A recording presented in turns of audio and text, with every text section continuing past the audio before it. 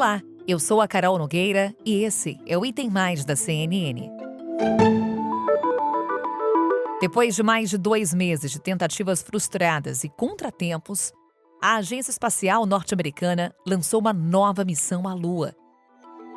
Foram necessárias 3 tentativas para que, depois de 50 anos, a NASA voltasse a ter um foguete em órbita lunar. A nave espacial Orion partiu em uma jornada que deve durar 25 dias até voltar para a Terra. É uma missão não tripulada, ou seja, sem seres humanos. Lá dentro da nave, manequins equipados com sensores coletarão dados importantes para os cientistas entenderem como o corpo humano se comportaria ao percorrer essa mesma rota e outras mais longas. A NASA quer levar a primeira mulher e a primeira pessoa não branca à Lua em 2024. A Artemis 1 também pode abrir o caminho para a primeira missão tripulada a Marte. O custo total do programa de retorno do homem à Lua é estimado pela NASA em 93 bilhões de dólares até 2025.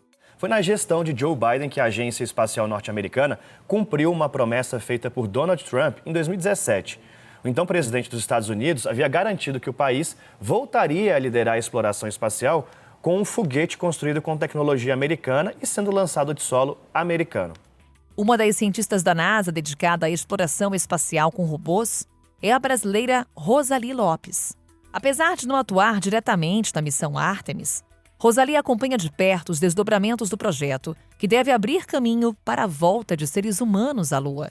E é com ela que conversamos agora no Item Mais, Rosalie Lopes, ela que trabalha como pesquisadora, cientista-chefe da área de ciências planetárias do Laboratório de Propulsão a Jato da NASA. Rosalie, é um prazer te receber aqui no Item Mais, ter um tempinho aí na sua agenda. Mais uma vez, muito obrigada por atender o nosso convite. Não, muito obrigada por me convidar, é um prazer.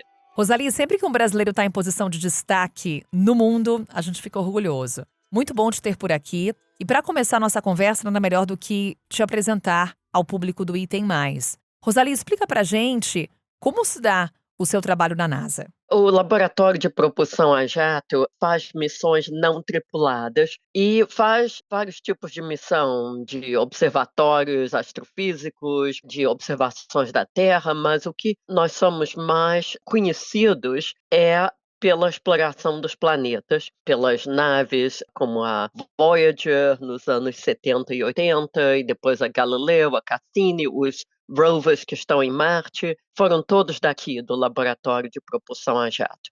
Então, nós somos o laboratório da NASA que tem, assim, mais destaque em exploração dos planetas. Então, nada melhor do que te receber aqui no Item Mais para a gente falar um pouco sobre os avanços quando falamos de exploração espacial. Rosalie, estamos acompanhando a missão Artemis. O que ela significa em termos de avanços na exploração espacial? Bem, o programa Artemis é um programa tripulado. E o que é muito importante é que, desde o tempo do programa Apollo, quando eu era pequena, nós não voltamos à Lua com uma missão tripulada. E quando eu cresci no Brasil e via no jornal, na televisão, fatos sobre o programa Apollo, eu achava que, por essas alturas, nós já íamos ter uma base na Lua, eu poderia trabalhar na Lua. Mas não, o programa Apollo acabou e depois ninguém voltou à Lua com missões tripuladas. Teve missões não tripuladas para explorar melhor a geologia da Lua, mas não missões tripuladas. E as missões tripuladas todas foram as missões que foram até a estação espacial. E agora, os chefões, né, da NASA e também os presidentes, já há bastante tempo, não é essa última presidência, decidiram que voltar à Lua é uma boa ideia e fazer uma exploração científica da Lua também. E o programa Artemis é muito importante porque ele vai levar a primeira mulher à Lua e também a primeira pessoa de cor à Lua, que pode ser uma pessoa asiática ou uma pessoa negra, mas uma pessoa que não é branca, porque o programa Apollo levou só homens brancos para a Lua. Então eles acham que precisa ser mais diversidade, inclusive para inspiração dos jovens, porque o programa Apollo, eu sei que inspirou muitos jovens a seguir carreira em ciência e tecnologia, inclusive eu, mas naquela época não. Só teve uma mulher astronauta, que era uma russa, mas os outros astronautas eram homens. E por que não voltamos à Lua, Rosalie? Por que esse ato entre a missão Apollo e a missão Artemis? Foi falta de financiamento? Foi falta de interesse? Qual é a explicação? Bem, eu acho que principalmente foi falta de verbas, quer dizer, não é somente falta, mas as verbas de um governo são limitadas, eles acharam melhor usar para outras coisas. A missão Apollo era corrida espacial entre os americanos e os russos para ver quem chegava primeiro na Lua. E os americanos chegaram à Lua e chegaram com a Apollo 11, depois teve várias outras missões Apollo, e eu acho que chegou um ponto que eles acharam que não tinha mais justificativa, porque os americanos tinham, digamos, ganhado a corrida espacial de levar um homem à Lua. E essas missões tripuladas são muito, muito caras. Então, eu acho que essas missões, bem, fizeram explorações científicas, trouxeram amostras de rochas de volta para a Terra, e eu acho que foi uma questão de não ter mais uma justificativa na época para essas missões tão caras. Mas isso é a minha opinião. Eu não estava envolvida, é claro, nas decisões.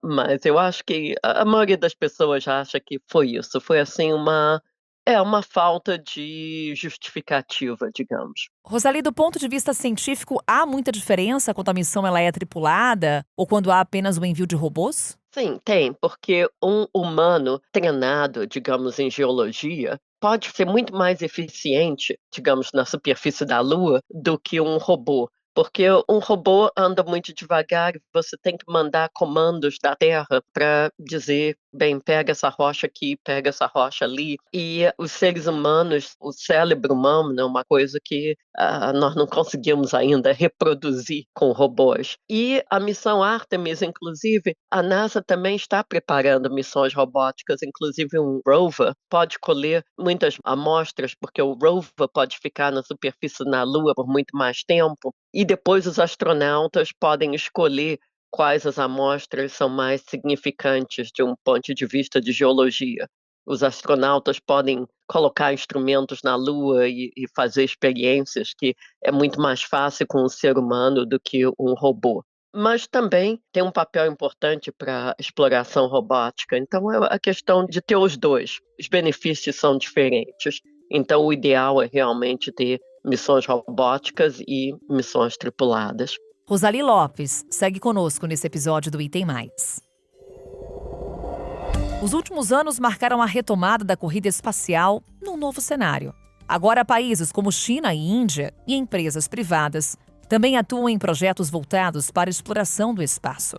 Com novos atores cada vez mais interessados no potencial científico, estratégico e comercial dos foguetes espaciais, os Estados Unidos voltaram a investir no setor e também promoveram novas iniciativas. Agora a gente fala de astronomia. O novo telescópio espacial da NASA chegou à órbita solar ontem à noite, depois de um mês de viagem. Partindo da Terra, ele percorreu uma distância de 1.600.000 quilômetros até o destino. O equipamento, que leva o nome de James Webb, foi projetado para mostrar ao mundo os estágios iniciais do universo. E olha que curioso, a NASA encontrou sinal de possível vida microbiana antiga em Marte.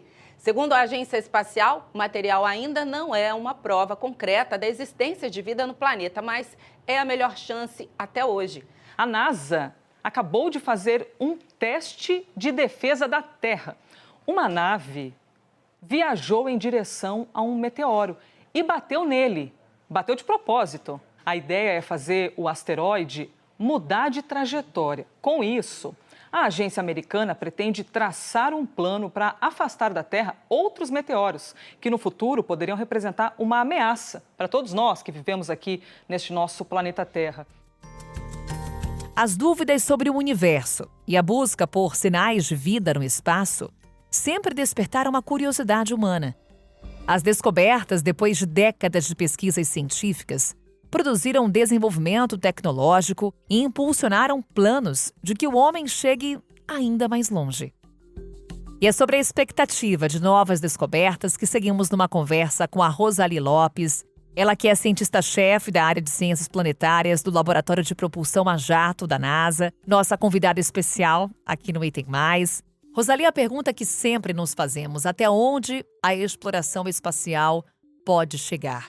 Trazendo aqui um paralelo com a primeira parte da nossa conversa, o que a missão Artemis pode significar em termos de avanços e até mesmo nos indicar sobre o futuro da exploração espacial? O que o futuro nos reserva, hein? Olha, na minha opinião, a exploração espacial é uma coisa que une a humanidade, porque as pessoas em todo lugar, mesmo que não sejam dos Estados Unidos ou de outros países que tenham programa espacial, as pessoas gostam muito. Eu acho que está na natureza do ser humano querer explorar lugares diferentes. E hoje em dia não é mais assim tanta competição, existe muito mais colaboração entre as agências espaciais do mundo. Então nós já vimos muitas missões, digamos, em colaboração entre os Estados Unidos e a Europa ou o Japão. Inclusive eu trabalhei numa missão, a Cassini, que foi até Saturno, que era uma colaboração entre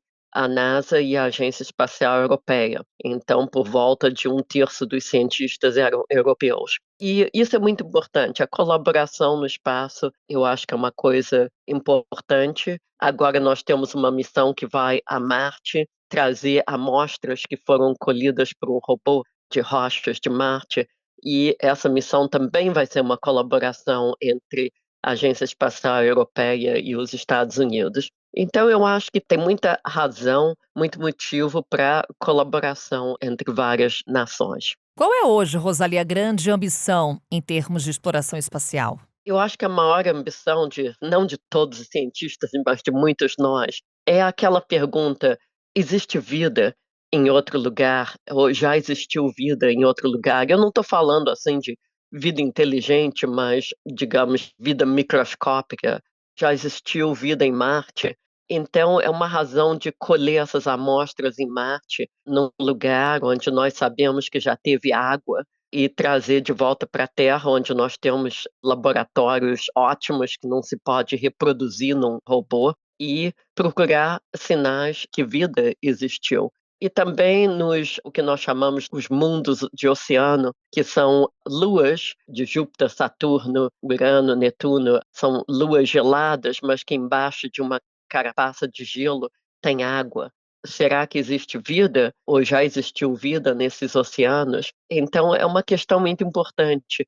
Como que a vida começou? Quais as condições que você precisa para a vida começar num planeta? É uma coisa muito rara ou se você tiver certas condições físicas e químicas, é uma coisa fácil? Isso eu acho que é uma das questões principais que nós queríamos descobrir. Estamos próximos dessas respostas, Rosalie? É difícil dizer, mas nós estamos no momento, uma missão aqui do laboratório está colhendo essas rochas em Marte, num lugar que teve água e vão trazer de volta para a Terra. Então, vamos ver.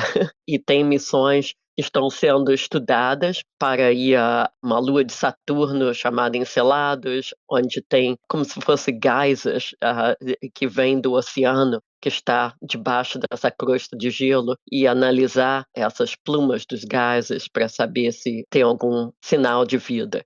Então, é difícil dizer se nós estamos próximos ou longe, mas estamos procurando. Para a gente encerrar, Rosalie, tomando aqui por referência duas missões mencionadas durante a nossa conversa, Missão Apolo, Missão Artemis. Temos aí um grande espaço de tempo entre elas. Como é que a gente pode definir a evolução do ponto de vista científico, do ponto de vista tecnológico, quando falamos de exploração espacial, tendo por referência essas duas missões? A tecnologia avançou muito, muito, muito. É até difícil você pensar agora como que a missão Apollo foi com computadores muito primitivos. Eu me lembro que o Buzz Aldrin, que foi na Apollo 11, foi o segundo homem a descer na Lua, ele disse que ele levou uma régua de calcular, daquelas assim que o meu pai tinha. É incrível que a tecnologia da época era tão primitiva comparada com a tecnologia de hoje. Nós demos muitos passos muito grandes. Então, vai ser muito diferente. Eu acho que os astronautas vão poder fazer muito mais também com mais segurança. O programa Apollo foi um programa arriscado. Esses astronautas realmente arriscaram a vida deles muito mais. Quer dizer, todo astronauta arrisca a vida, mas eu acho que agora nós pensamos muito mais em segurança do que na época da Apollo. Rosalie, que a gente avance ainda mais. Mais uma vez, obrigada por conversar com a gente aqui no Item Mais. Um bom trabalho por aí. E mais uma vez, parabéns por tudo que você vem desenvolvendo aí na NASA. Até uma próxima oportunidade. Muito obrigada, foi um prazer. E assim encerramos o Item Mais de hoje. Amanhã estamos de volta com outro assunto. Até lá. Com a minha apresentação, Carol Nogueira, este podcast foi produzido pela Maremoto para a CNN Brasil. Roteiro e pesquisa, Lucas Scherer. Revisão editorial Maremoto, Amanda Mira. Pauta e produção, Danilo Santana e Cecília Fernandes. Edição e sonorização, Ana Mariquito. Coordenação geral, Paula Weinberg e Felipe Gomes. Coordenação de produto, Verônica Schneider. Coordenação editorial, Diego Toledo. Você também pode ouvir o Item Mais no site da CNN Brasil. E aproveite para conhecer os nossos outros programas em áudio. Acesse cnnbrasil.com.br/podcasts.